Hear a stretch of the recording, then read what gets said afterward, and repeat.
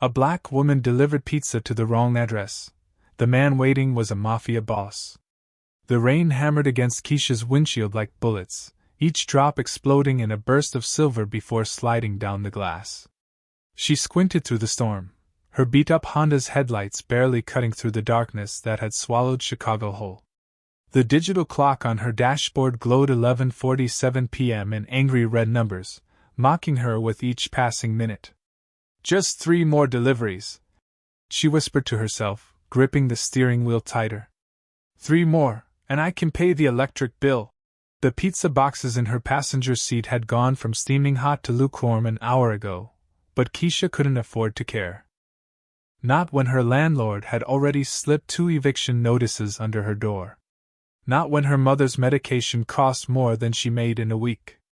Not when every dollar mattered more than her pride.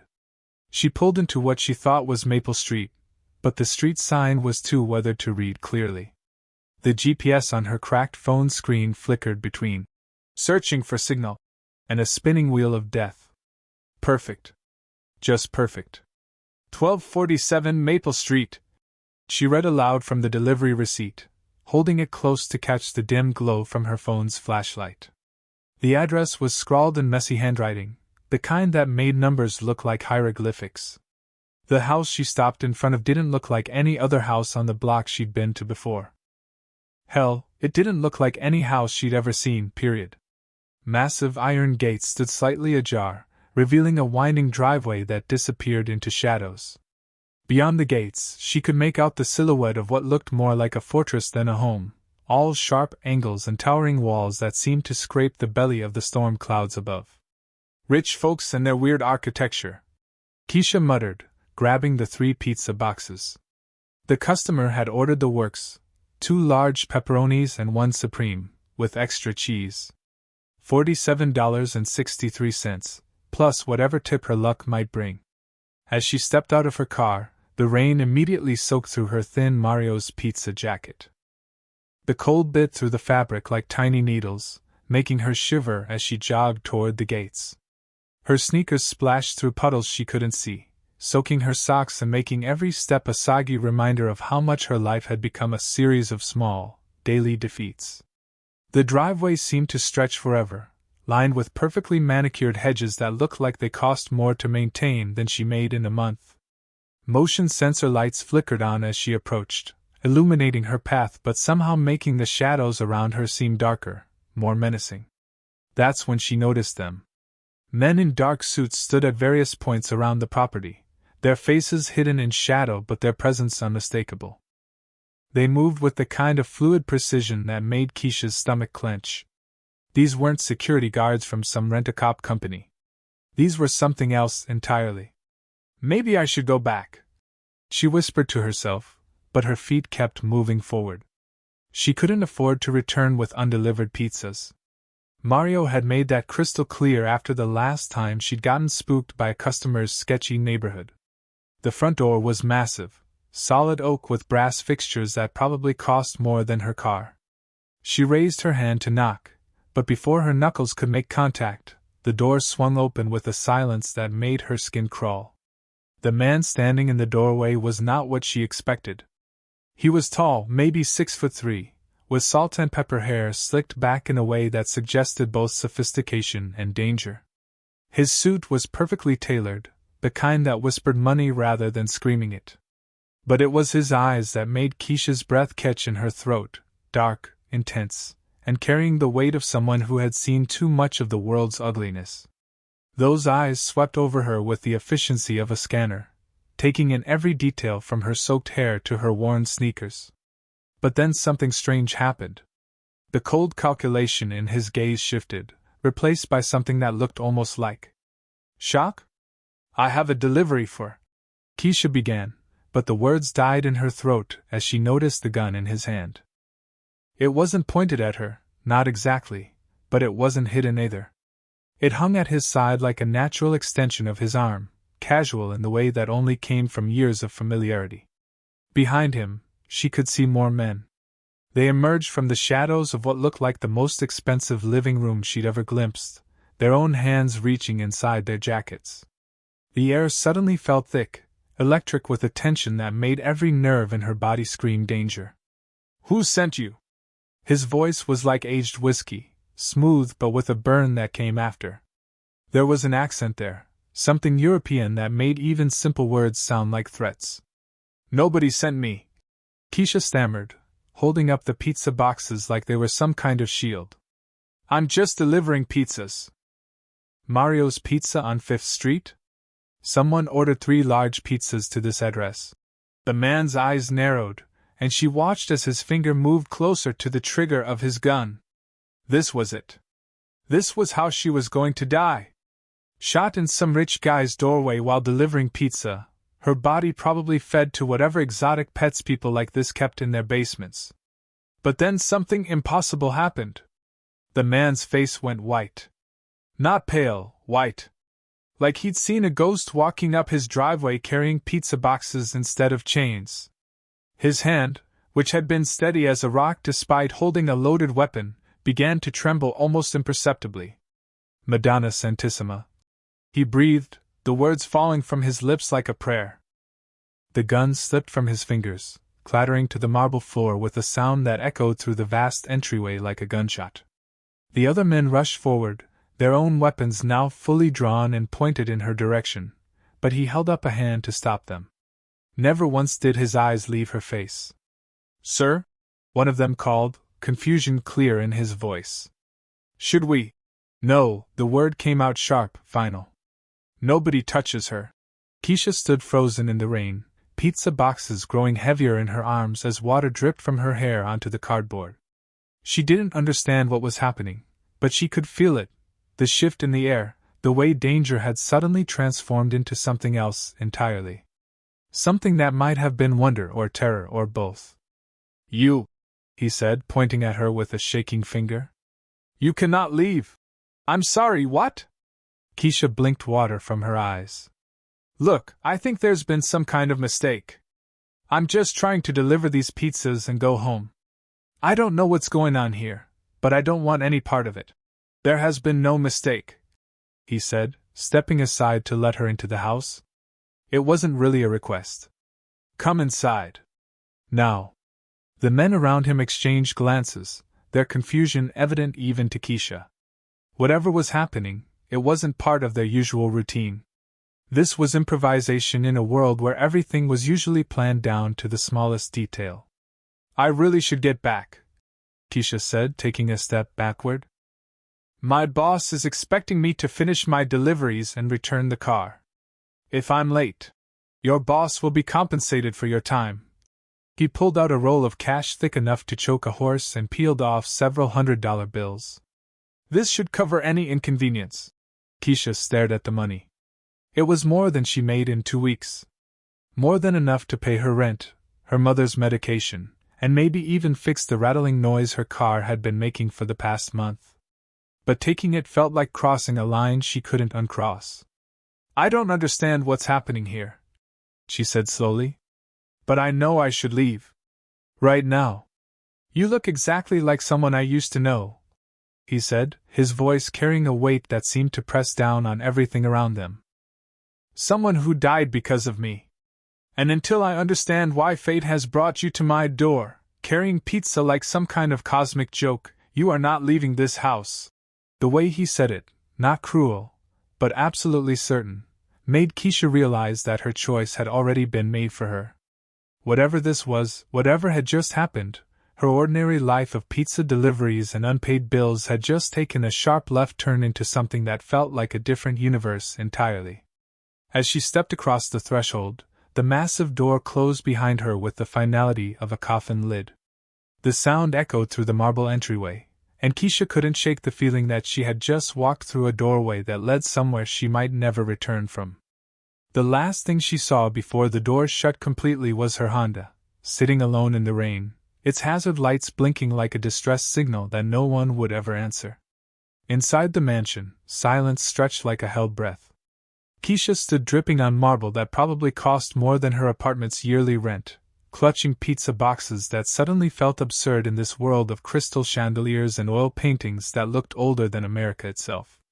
The man who had let her in, no, forced her in, stood motionless, staring at her with an intensity that made her skin crawl. His men flanked him like living statues, their hands still hovering near their weapons, confusion etched into their faces like scars. "Boss?" one of them ventured, a mountain of a man with knuckles that had clearly seen their share of violence. "What are your orders?" But the boss didn't answer. He couldn't answer. 23 years had passed since he'd last seen that face, but time meant nothing when ghosts decided to deliver pizza to your front door. "Isabella," he whispered, the name falling from his lips like a prayer he'd forgotten how to say. "My name is Keisha," she said firmly, setting the pizza boxes on a side table that probably belonged in a museum. "Keisha Washington. I don't know who Isabella is, but I'm not her." He moved closer, his steps careful, measured, like he was approaching a wild animal that might bolt. "The eyes. They're exactly the same. Green like sea glass, with those little flecks of gold near the pupils." Keisha instinctively took a step back. "Look, I don't know what kind of game this is." "The scar," he interrupted, pointing to a barely visible line along her jawline. "Just below your left ear. Isabella had the same one. She got it when she was 7, falling from her bicycle." Keisha's hand flew to her jaw. She'd had that scar for as long as she could remember, a childhood accident her grandmother had mentioned once or twice but never elaborated on. That's just a coincidence." "Coincidence?" His laugh was bitter, hollow. "There are no coincidences in my world, only consequences." He turned to his men, and when he spoke, his voice carried the weight of absolute authority. "Everyone out. Now." "Sir, that's not protocol," the mountain man began. "I said out." The words cracked like a whip, and Keisha watched as hardened criminals scattered like schoolchildren afraid of detention. In seconds, the vast room was empty except for the two of them. He walked to a bar cart laden with bottles that probably cost more than her car and poured himself 3 fingers of something amber. His hands were steady now, but Keisha caught the slight tremor when he lifted the glass to his lips. 23 years ago," he began, his back still turned to her, "I was a different man. Younger, stupider, and in love with a woman who should have run the moment she met me." "I don't need to hear this," Keisha said, moving toward where she thought the door might be. "I just want to go home." "Her name was Isabella Rossi," he continued as if she hadn't spoken. "She was a kindergarten teacher in Little Italy. Can you imagine? A kindergarten teacher who fell in love with a man whose hands were stained with blood before he turned 21. Despite herself, Keisha found herself listening. There was something in his voice, a raw pain that she recognized from her own midnight hours when grief for her father still caught her off guard.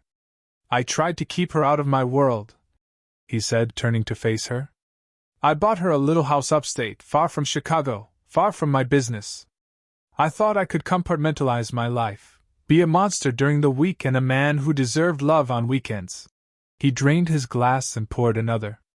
"The Torino family had other ideas. They'd been trying to eliminate me for months, but I was too careful, too paranoid. So they decided to hurt me in a different way." Keisha felt her stomach drop. She'd seen enough movies to know how this story ended. "They found her," he whispered. "Found her in that little house with the yellow kitchen and the garden she'd planted. She was making Sunday sauce when they came through the door." His voice cracked, and for a moment, the dangerous man with the expensive suit disappeared, replaced by someone who looked like he'd been carrying the weight of the world for too long. "They made her call me," he continued. "Made her beg for her life while I listened, helpless, 3 hours away in the middle of a business meeting I couldn't leave without starting a war. By the time I got there..." He didn't finish. He didn't need to. "I'm sorry," Keisha said quietly, and meant it. "But I'm still not her." "No," he agreed, looking at her with eyes that seemed to see through time itself. "But you're her exact double. Every feature, every expression, even the way you tilt your head when you're confused. It's impossible, but you're standing in my living room dripping rainwater on Italian marble. People look alike sometimes," Keisha said weakly. "My grandmother always said I looked like some distant cousin. What was your grandmother's maiden name?" The question came so suddenly, so sharply, That Keisha answered without thinking. Rossi. Maria Rossi. The glass slipped from his fingers, shattering against the marble floor in an explosion of crystal and whiskey. The sound echoed through the vast room like a gunshot, and Keisha jumped. Madonna mia! He breathed. Isabella's older sister. She disappeared from Chicago in 1975, the same year my father had the Rossi family eliminated for business reasons. The room tilted around Keisha like the deck of a sinking ship. That's not. You're making this up. Your grandmother never talked about Chicago, did she? Never mentioned any family here? Keisha's mouth went dry. Her grandmother had been fiercely protective of the past, deflecting questions about their family history with stories about the future instead. She said the past was buried for good reasons. It was, he said softly. Because I buried it. I buried it under concrete and blood and 23 years of trying to forget that love makes you vulnerable in ways that bullets never could. He stepped closer, and this time, Keisha didn't back away. My name is Vincent Marcelli, he said. And you, Keisha Washington, are about to learn that some ghosts refuse to stay dead. You're insane, Keisha said, backing toward what she hoped was still the door. This is all some sick coincidence, and I'm leaving. Right now. No. Vincent's voice carried the quiet certainty of a man who had never been told no and lived to tell about it. You're not. You can't keep me here. The words came out sharper than she intended, desperation bleeding through her attempt at bravery. I have a job, responsibilities. People will look for me. Vincent tilted his head, studying her with those dark eyes that seemed to catalog every micro-expression. Who? Your boss at the pizza place who pays you minimum wage and doesn't provide health insurance? Your landlord who's already started eviction proceedings? The mother who depends on you for medication money but hasn't called you in 3 weeks? Each word hit like a physical blow. How could he possibly know these things? I do my research, he said, as if reading her thoughts. My men made some calls while we were talking. Your life is precarious, shall we say. One missed shift away from losing everything. That doesn't give you the right. I have the right because I'm taking it. He moved to a massive mahogany desk and pulled out a checkbook that looked like it belonged to a small country's treasury. Your debt to Mario's Pizza, paid. Your mother's medical bills for the next 6 months, covered. Your rent through the end of the year, handled. He wrote with quick, efficient strokes, tearing off a check and placing it on the coffee table between them. Even upside down, Keisha could see the number of zeros that made her head spin. I don't want your money, she lied, hating how her eyes kept drifting to the check. Everyone wants money, Vincent said with a bitter smile. The only question is what they're willing to do for it. You're willing to drive through gang territories at midnight to deliver pizza. I'm simply offering you better compensation for your time. What do you want from me? I want to understand why you're here. Why now, after 23 years of dreaming about her face, you walk through my door looking exactly like the woman whose death has haunted every day of my life since 1987. Keisha sank into a leather chair that probably cost more than her car. The events of the night were catching up with her, the storm, the wrong address, the guns, the revelations about her grandmother. Her hands trembled as she rubbed her temples. This isn't happening, she whispered. This can't be happening. For the first time since she'd arrived, Vincent's expression softened slightly. He poured a glass of water from a crystal pitcher and set it on the table beside her. Drink, he said, not unkindly. You're in shock. She took the glass with hands that shook more than she cared to admit. The water was ice cold and tasted like it came from some pristine mountain spring instead of Chicago's questionable tap system. You said your father killed Isabella's family, she said quietly. What makes you think I won't try to kill you for revenge? Vincent's laugh was genuinely surprised. Because you saved a stray cat last month and took it to the emergency vet even though you couldn't afford the bill. Because you give half your tips to the homeless veteran who sits outside your apartment building. Because you're nothing like me, Keisha Washington, and that's exactly why this is so impossible. How do you, never mind. I don't want to know how you know these things. I know because I make it my business to know. Information is the only currency that matters in my world. He sat across from her, leaning forward with his elbows on his knees. But I also know because I've been watching you for the past 4 hours. Keisha's head snapped up. What? My men followed you from the pizza place. Standard protocol when someone approaches my property unexpectedly. They've been filing reports about your behavior, your interactions with customers, your driving patterns. You're exactly what you appear to be, a good person trying to survive in a world that doesn't care about good people. Then let me go. I can't. The words seemed to cause him physical pain. Not until I understand what this means. Your grandmother disappeared from Chicago the same year Isabella died. You look identical to the woman I loved. You show up at my door during a storm, on the anniversary of her death, carrying comfort food like some kind of domestic angel. Either this is the universe's cruelest joke, or there's something bigger at work here. Maybe it's just random chance. Keisha said, though even she didn't believe it anymore. There's no such thing as random in my business. Every action has consequences, every coincidence has causes. Someone wanted you here tonight, and until I know who and why, you're safer under my protection than out there where my enemies can use you against me. Your enemies don't even know I exist. Vincent's smile was sharp as a blade. They will by morning. Word travels fast in our circles, and the fact that Vincent Marcelli kept a woman alive instead of eliminating a security breach will be all over the city before sunrise. Congratulations, Keisha Washington, you just became the most dangerous person in Chicago, and you don't even know why. Outside, thunder rolled across the sky like cannon fire, and Keisha realized that her old life, the pizza deliveries, the unpaid bills, the quiet desperation, was already as distant as a half-remembered dream. Whether she was a prisoner or a guest in this marble fortress, one thing was clear: there was no going back to who she had been before she knocked on Vincent Marcelli's door. The only question now was who she would become. 3 days passed in the marble prison that Vincent called home. 3 days of Keisha pacing elegant rooms like a caged animal, served meals by silent staff who appeared and disappeared like ghosts, and trying to process the impossible reality that her grandmother had been part of a crime family's bloody history. On the 4th morning, Vincent found her in the library, surrounded by leather-bound books she couldn't concentrate on reading. He carried a manila folder thick with photographs and documents, setting it on the mahogany table between them with the reverence of someone handling sacred relics. "I thought you should see this," he said quietly. Keisha opened the folder and immediately wished she hadn't. The first photograph showed a young woman who could have been her twin, laughing at something off camera while flour dusted her dark hair.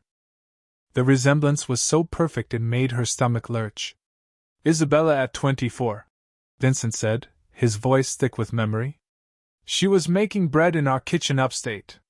She always sang while she cooked, old Italian songs her mother taught her before she died." Keisha flipped through more photos. Isabella reading in a garden. Isabella asleep in Vincent's arms. Isabella wearing a sundress the exact shade of yellow that Keisha had always been drawn to without knowing why. "Stop," she whispered, but her hands kept turning pages. Then she found the crime scene photos. The yellow kitchen Vincent had mentioned was painted red now, cabinets splintered, chairs overturned. Isabella lay crumpled on the checkered linoleum, her face peaceful except for the small hole in her forehead that had ended everything Vincent thought he knew about love. Keisha shoved the folder away, bow rising in her throat. "Why are you showing me this?" "Because you need to understand what my world costs," Vincent said. "Isabella died because she loved me. Because I was arrogant enough to think I could keep her separate from the violence that feeds my empire. That's not my fault. Isn't it?" Vincent's eyes were hard now, the grief replaced by something colder. "Your grandmother knew what my father did to her family. She escaped Chicago with secrets that could have destroyed us, but she stayed silent. She changed her name, started over, and raised a daughter who raised you. But blood calls to blood, Keisha. And now you're here. You think I came here on purpose? That this is some kind of revenge plot?" Vincent studied her face with the intensity of a jeweler examining a diamond for flaws. I don't know what to think anymore. 23 years I've been waiting for someone to make me pay for Isabella's death. 23 years of watching shadows, of checking my food for poison, of sleeping with one eye open. And then you appear, wearing her face like a mask, carrying pizza instead of a gun. Maybe the universe just has a sixth sense of humor. Maybe.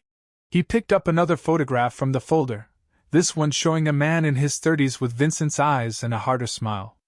Or maybe someone's been planning this longer than either of us realize. Before Keisha could respond, rapid footsteps echoed in the hallway outside. Tony, the mountain of a man she'd seen that first night, burst through the library doors without knocking. "Boss, we've got a problem," he said, breathing hard. "The Torinos know about her." Vincent was on his feet instantly, every trace of vulnerability vanishing like smoke. "How?" "Someone leaked photos. Her arriving here, you letting her inside instead of putting a bullet in her head. Sal Torino's calling it a sign of weakness. He's mobilizing his crews." "How many?" "All of them. Word is he's planning to hit us tonight, use the girl as leverage to force you into the open." Keisha felt the blood drain from her face. "What does that mean?" Vincent and Tony exchanged a look that communicated volumes without words. "It means," Vincent said quietly, "that being here has signed your death warrant just like I predicted. The Torinos have been looking for a way to hurt me for 23 years, and now I've handed them the perfect weapon. But I'm not. I mean, you barely know me. Why would they think? Because I haven't killed you yet," Vincent said bluntly. "In my world, mercy is interpreted as affection. And affection is interpreted as weakness." The lights went out. Emergency power kicked in a second later, bathing the library in red light that made everything look like a crime scene. Tony was already at the window, peering through bulletproof glass at the grounds beyond. "They're here," he said grimly. "At least 20 men, maybe more. Professional setup, they've been planning this." Vincent grabbed Keisha's arm, pulling her toward a hidden panel in the bookshelf that opened to reveal a narrow staircase. "Move. Now." "Wait, what's happening?" "What's happening?" Vincent said, pushing her toward the stairs as automatic gunfire erupted somewhere in the house. "Is that you're about to find out why people like me don't get to have happy endings?" The sound of splintering would echoed from below, followed by shouts in Italian and the distinctive crack of shotguns. Vincent's men were returning fire, their voices calm and professional even as chaos erupted around them. "The safe room," Vincent ordered Tony. "Make sure she gets there alive." "What about you, boss?" Vincent checked his pistol with movements that spoke of decades of practice. "I'm going to remind the Torino family why my father was able to eliminate theirs so thoroughly the first time." As they descended into the hidden stairwell, Keisha realized that the civilized facade of the past few days had been shattered like fine crystal.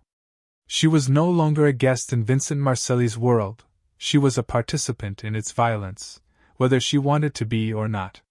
And somewhere in the red-lit chaos above them, men were dying because she had delivered pizza to the wrong address. The safe room was everything Keisha expected from a man who lived his life expecting assassination attempts: reinforced steel walls, monitors showing every angle of the property, and enough weapons to outfit a small army. What she didn't expect was Vincent appearing at the hidden entrance 2 hours later, covered in blood that wasn't entirely his own. "It's over," he said simply, collapsing into a chair with the exhaustion of someone who had just survived another day in hell. Keisha rushed to him before she could stop herself, her hands hovering over the cuts on his face and neck. "You're hurt.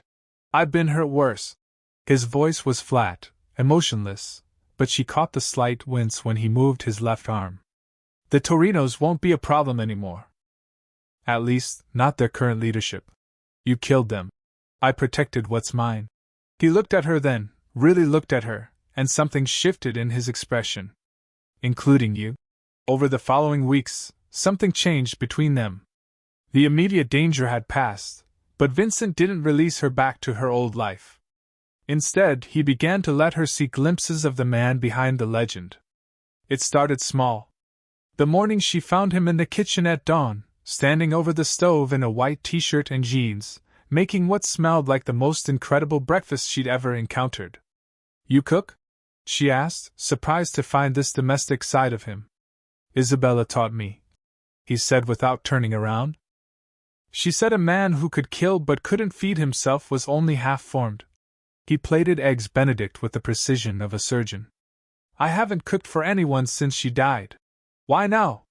He set the plate in front of her, and their fingers brushed as she reached for it. The contact lasted only a second, but it sent electricity through her entire arm. Because you're the first person in 23 years who's looked at me and seen something other than a monster. The eggs were perfect, and Keisha found herself smiling for the first time since this nightmare began. Maybe I just have bad judgment. Definitely, Vincent said, and the corner of his mouth lifted in what might have been a smile. But so did Isabella, and she was the best thing that ever happened to me. As days turned into weeks, these moments multiplied. Vincent teaching her to play chess in the evenings, his fingers covering hers as he showed her how the pieces moved. Quiet conversations about books in the library, where she discovered he read poetry in 3 languages and had opinions about Jane Austen that would surprise his enemies. Late-night talks where he told her about growing up in a world where love was weakness and trust was a luxury he couldn't afford. My father never let me have friends, he said one night as they sat by the fireplace, rain pattering against the windows. Said emotions made you vulnerable. Turns out he was right. Being vulnerable isn't always bad, Keisha replied, curled up in the leather chair across from him. It means you're still human. Sometimes I wonder if I am anymore. You are, she said it with such certainty that Vincent looked at her in surprise. Monsters don't make breakfast for people they're supposed to be holding prisoner. They don't read poetry or remember what their lost love's favorite song was. And what if the monster is exactly what you need to stay alive in my world? Keisha met his gaze steadily. Then I guess I'll have to learn to love the monster too. The words hung between them like a confession neither had meant to make. Vincent's carefully constructed walls cracked a little more, and Keisha realized that somewhere between the gunfights and the late-night conversations, she had stopped seeing him as her captor and started seeing him as something infinitely more dangerous. A man she was falling for despite every rational thought in her head. You shouldn't, he said quietly. Love me, I mean. It's a death sentence. Maybe, she stood and walked to where he sat, close enough to see the gold flecks in his dark eyes. But I've been dying slowly for years, working 3 jobs, watching my mother get sicker, fighting just to survive each day. At least this feels like living. When he reached up to touch her face, his fingers trembling against her cheek, she didn't pull away. Isabella used to say that love was the only thing worth dying for, he whispered. What do you think? I think, he said, standing slowly until they were only inches apart, that love might be the only thing worth killing for too. When he kissed her, it was with the desperation of a man who had been alone for too long and the tenderness of someone who understood exactly how precious and fragile this moment was. Keisha kissed him back, knowing that she was crossing a line that would change everything, knowing that loving Vincent Marcelli was probably the most dangerous thing she would ever do. But for the first time in years, dangerous felt like the only choice worth making. Outside, Chicago glittered in the darkness, unaware that in a mansion on the north side, 2 people who should never have met were discovering that sometimes the heart wants what it wants, consequences be damned. For 3 weeks, they lived in a bubble of stolen happiness. Vincent showed Keisha parts of Chicago she'd never seen, private rooftop dinners overlooking the lake, art galleries after hours where they walked hand in hand through empty corridors, quiet mornings in his garden where she discovered he grew the same herbs her grandmother had loved. But peace was a luxury Vincent's world had never allowed for long. The first sign of trouble came on a Tuesday morning when Tony burst into the breakfast room, his usual calm shattered. Boss, we've got a problem. Multiple problems. Vincent's fork paused halfway to his mouth, his entire body going alert. Talk. The Colombo family from New York, they're in town. Word is they've formed an alliance with what's left of the Torinos. They're calling you weak, saying you've gone soft over a woman. Keisha felt Vincent's hand tighten around his coffee cup. How many? 40 men, maybe 50. They're not trying to be subtle. They want everyone to see that Vincent Marcelli can be hurt through his heart. And the other families? Tony's expression darkened, waiting to see which way the wind blows. If you look vulnerable, they'll join the feeding frenzy.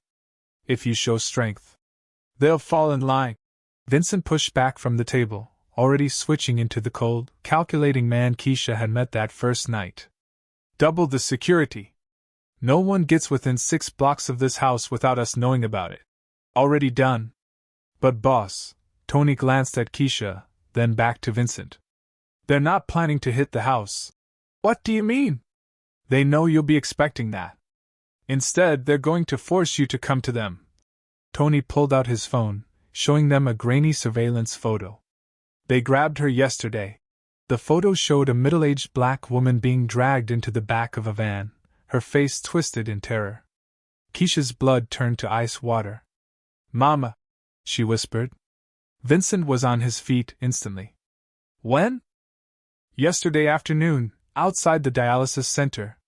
They left this.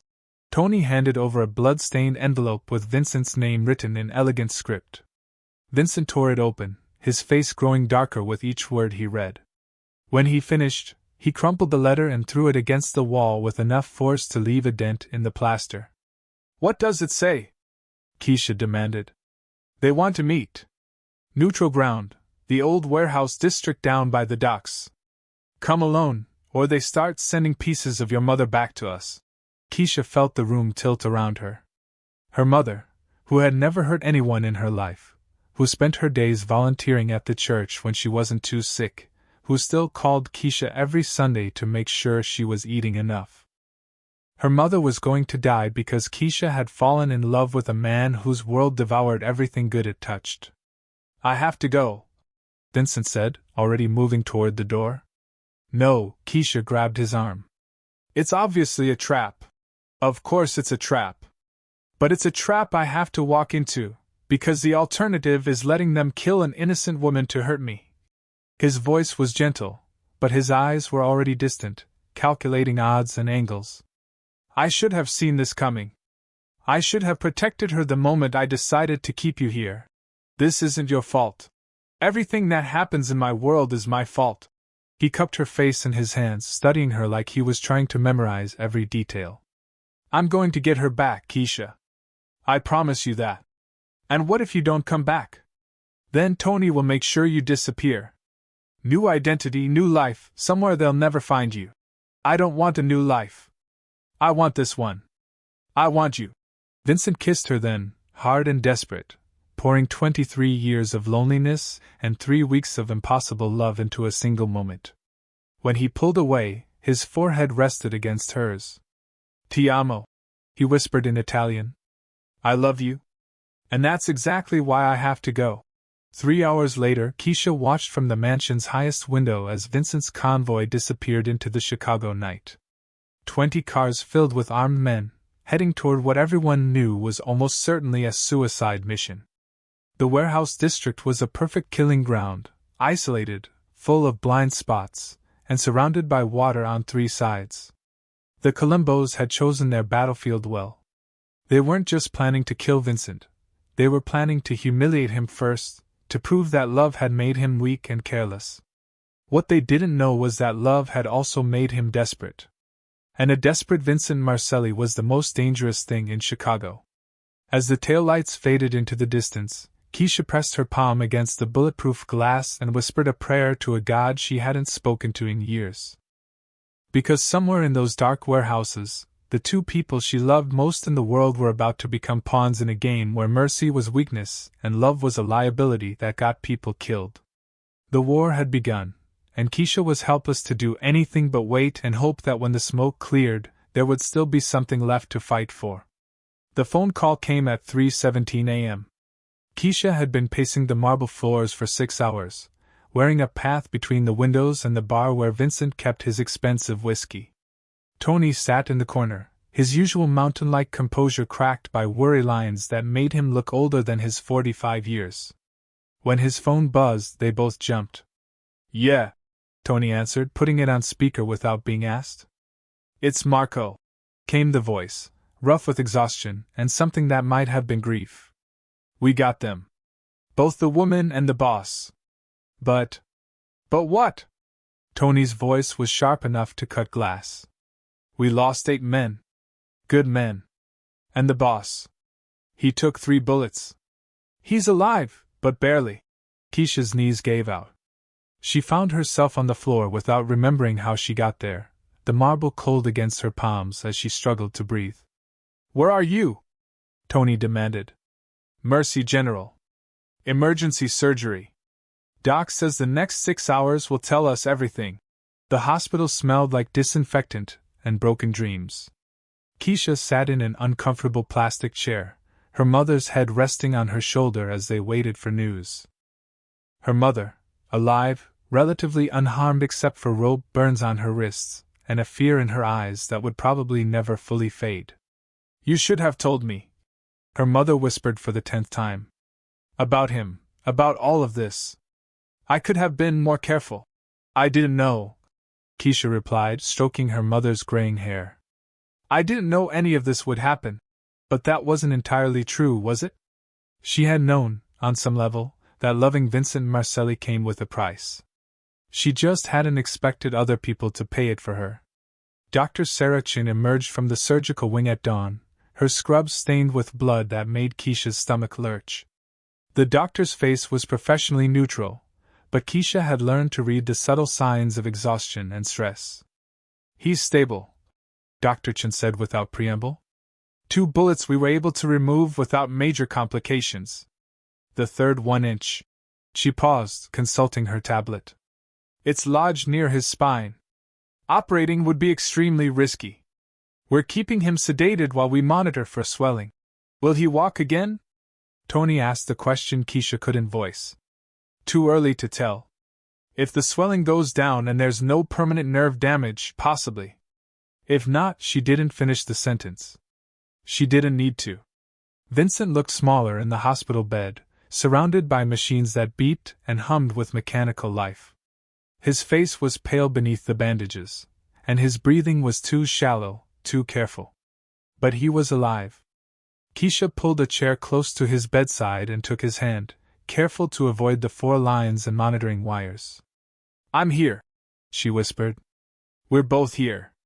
Mama's safe, and you're going to be okay. His eyes fluttered open, unfocused but searching until they found her face. When he tried to speak, only a rasp came out. Don't, she said quickly. Don't try to talk. Just rest. But he shook his head slightly, fighting against the medication that wanted to pull him back under.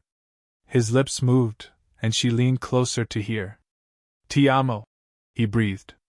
Always. Ti amo. I love you too, she whispered back, and his eyes closed with something that might have been relief. 3 days later, when he was finally awake enough for real conversation, Vincent told her the truth about what had happened in the warehouse.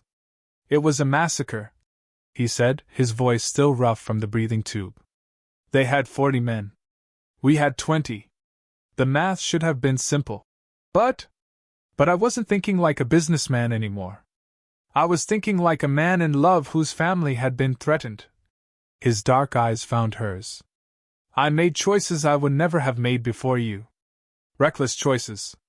And good men died because of it. You saved my mother. At the cost of half my crew. My empire is wounded, maybe fatally. The other families smell blood in the water. Keisha squeezed his hand. So what happens now? Vincent was quiet for a long moment, staring at the ceiling. When he spoke, his voice carried the weight of 23 years of violence and 3 weeks of learning what it meant to have something worth protecting. Now I have to decide whether loving you is worth watching my world burn down around us. Whether keeping you safe is worth spending the rest of my life looking over my shoulder, wondering when the next bullet will find its mark. And he turned to look at her, and in his eyes she saw the answer before he spoke it. I've already decided. You're worth everything, Keisha. Even if it destroys us both. Outside the hospital window, Chicago stretched toward the horizon, indifferent to the choices being made in room 347. But somewhere in the city, Vincent's enemies were already planning their next move, knowing that a wounded king was the most dangerous target of all. 2 months later, Vincent could walk again, though he would never move with the fluid grace that had once made him seem untouchable. The bullet had left him with a slight limp and constant pain that he hid behind carefully measured steps and designer suits that concealed the rigid back brace he now wore. But physical healing was easier than rebuilding an empire that had been gutted by war. The remaining families circled like sharks, each day bringing new challenges to his weakened territory. Drug shipments disappeared. Key allies switched sides. Protection rackets found new management overnight. Vincent fought back with the cunning that had kept him alive for 4 decades, but even he couldn't be everywhere at once. And through it all, Keisha became the target painted on his back. The attempt started small, a sniper's bullet that shattered the mansion's kitchen window while she made coffee. A car bomb meant for Vincent's vehicle that exploded 2 blocks early, killing 3 innocent bystanders instead. Anonymous photos slipped under the door showing Keisha at the grocery store, at her mother's apartment, at the small church where she'd started volunteering again, each one a message: we can reach her whenever we want.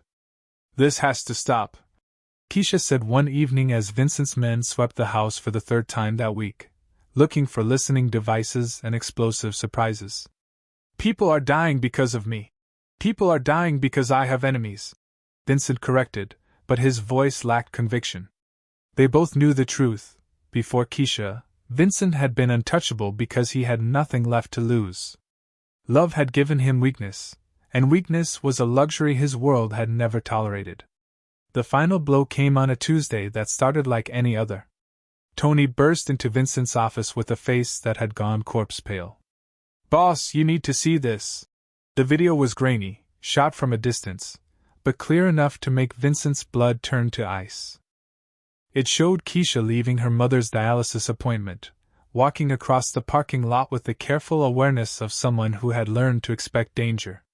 But she couldn't watch every angle, couldn't see the van that pulled up behind her or the man who stepped out with professional precision. "When?" Vincent's voice was deadly quiet. 20 minutes ago. "They want to meet. Same place as before, the docks. But this time, they're not asking for a sit-down." Tony handed him a phone that had been buzzing insistently. Vincent answered without looking at the caller ID. "Marcelli." The voice was smooth, cultured, with just a hint of Brooklyn accent. "I trust you're enjoying the show? What do you want, Sal?"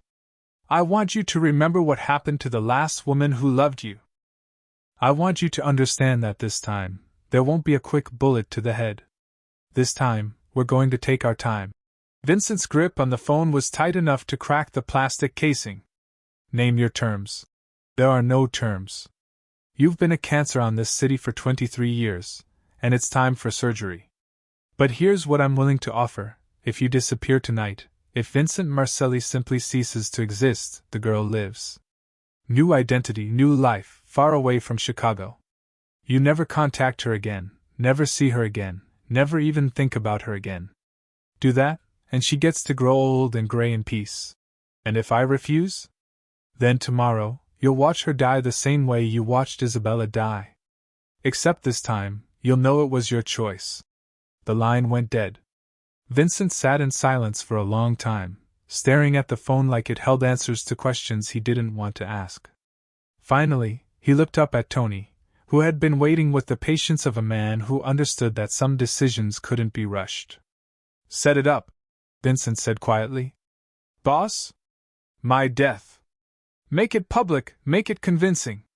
Car bomb, maybe.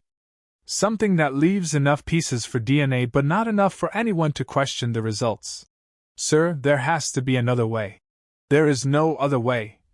Vincent stood slowly, his back protesting every movement. 23 years ago, I let my pride cost Isabella her life. I won't make that mistake again. 3 days later, the Chicago Tribune ran a front-page story about the car bomb that killed notorious crime boss Vincent Marcelli outside his favorite restaurant. The explosion was so complete that dental records were required for identification. Keisha read the article from a hospital bed in Denver, her ribs still healing from her rescue by federal marshals who had arrived just minutes after Vincent's men had, accidentally, left a door unlocked during her captivity. The marshals handed her new identification documents, and a plane ticket to a city where no one would know her face or her story.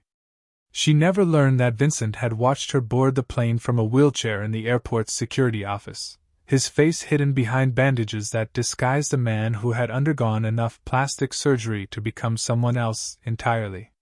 2 years later, in a small town in Oregon, Keisha Washington, now Sarah Mitchell, received a package with no return address. Inside was a single photograph, Vincent and Isabella in their kitchen upstate, laughing over a pot of Sunday sauce, their faces bright with the kind of love that burns out too fast but leaves embers that never fully die. On the back, in handwriting she recognized but would never see again, were 4 words, Ti amo. Stay safe. She kept the photograph in a shoebox under her bed, next to the pizza delivery receipt from the night that changed everything. Sometimes, when the Oregon rain sounded like Chicago tears against her window, she would take them out and remember what it felt like to love someone whose world was too dark for happy endings. And somewhere in a city she could never return to, a man with a new face and old scars walked carefully through shadows, carrying the weight of a love that had saved her by destroying everything else.